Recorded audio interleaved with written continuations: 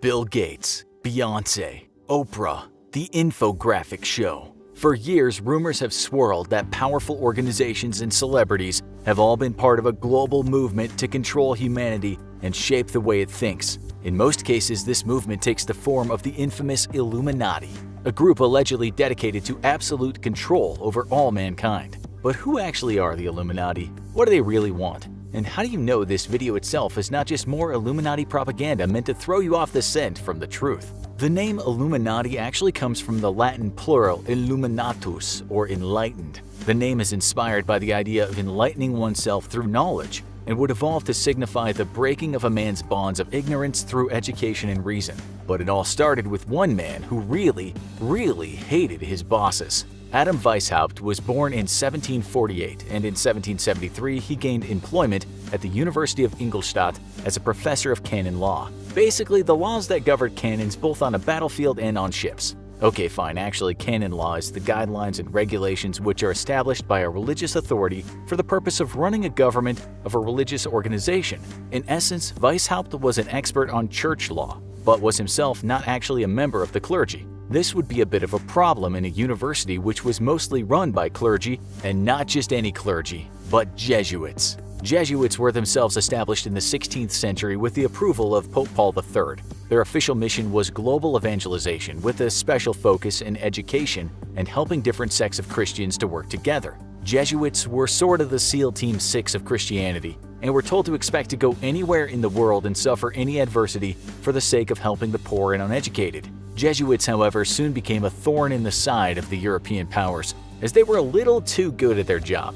Jesuits established special settlements in many colonial territories and refused to allow the populations under their care to be enslaved as local governments and businessmen wished to. With slave labor being critical to the economies of far-flung colonies, Jesuits very quickly got a bad rap for standing in the way of economic progress. It should be noted that Jesuits weren't completely opposed to slavery. You have to remember that this was a time when slavery was a widespread and accepted practice. White Europeans themselves had been enslaved just several hundred years earlier. Jesuits were, however, opposed to the brutal conditions slaves endured, seeing no need for slaves to be treated like animals. Nothing, not even religion, can stand in the way of economic progress, so in 1773 Pope Clement XIV ordered the dissolution of the Jesuit order. However, in many places the Jesuits remained in power, such as the University of Ingolstadt, where Adam Weishaupt found himself teaching. Under attack from all sides, the Jesuits in control of the university attempted to suppress any staff that wasn't part of the clergy, including Weishaupt himself. Frustrated by what he believed were outdated views, Weishaupt turned to Freemasonry, but by this point the Freemason order had become a day club for rich kids who wanted to play at philosophy, as opposed to today where it's a day club for bored middle-aged men who want to play at philosophy. Unsatisfied, Weishaupt decided he'd make his own, even cooler club, and only his very best friends or those he thought worthy could join. At first, 6 to 9 of Weishaupt's best buds joined his secret new club, which Weishaupt created in order to spread the ideas of enlightenment. Despite what your edgelord Facebook bestie might rant about on his wall, the Illuminati wasn't interested in liberating man from religion, but rather wished to reform the way that religion was practiced and imposed. Weishaupt believed that science and religion should be partners, not competitors, in defining the world, and that people should have a free choice when it came to either. The first Illuminati had 3 membership tiers: Novice, Minerval, and Illuminated Minerval, with Minerval referring to the Roman goddess of wisdom Minerva. The goal was to create a state of liberty and moral equality. The only problem was that the powers that be had little interest in such a radical agenda for the time. If commoners were free after all, well then how could they possibly be exploited for personal gain? This is an idea free market capitalists struggle with to this day. Heavily influenced by Freemasonry, or really just blatantly ripping it off, Weishaupt created a series of elaborate rituals to be practiced at Illuminati meetings. Members were given secret names taken out of their favorite parts of antiquity.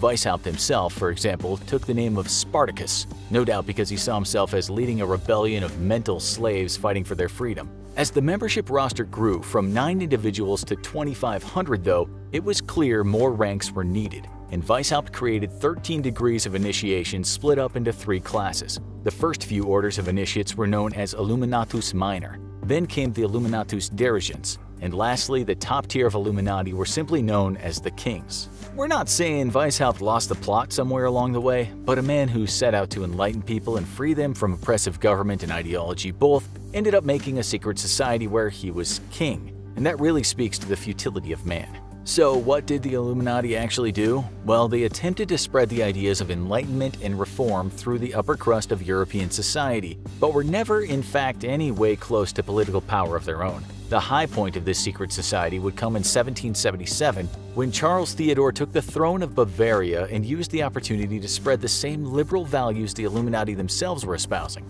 However, Charles Theodore would prove to be a weak monarch, and soon the ruling elites pressured him to back off the liberalization of Bavaria. This would eventually lead to a direct crackdown on the Illuminati itself, with their liberal agenda deemed a danger to the security and safety of the state. The Illuminati basically killed itself, as its members boasted publicly of the power they wielded, though they wielded little said power, and openly criticized the monarchy, something that only America could afford to do because it was exactly thousands of miles away from the nearest monarch. Membership lists of Illuminati members began to be leaked to the public, and the discovery of many Illuminati in positions of moderate power led to a general panic over secret societies among the ruling elite. Charles Theodore banned any and all secret societies, causing Weishaupt to flee for his life. Today, the Illuminati are blamed for everything from war to poverty in third world nations to Harambe. And yet the historical fact is the Illuminati was never more than a moderately successful boys' club that managed to wield a small amount of power in Bavaria before it was disbanded. Conspiracy theories nevertheless abound concerning a modern Illuminati, probably because it's more comfortable for people to believe that even when insane, really stupid stuff is being done by our governments, it's because someone is secretly pulling the strings to a master plan, instead of the simple truth that sometimes we put idiots in charge. But then again, that's exactly what we'd say if we were secretly part of the Illuminati. Now go watch super secret societies that pull strings without you knowing, or watch this other video instead. Obey.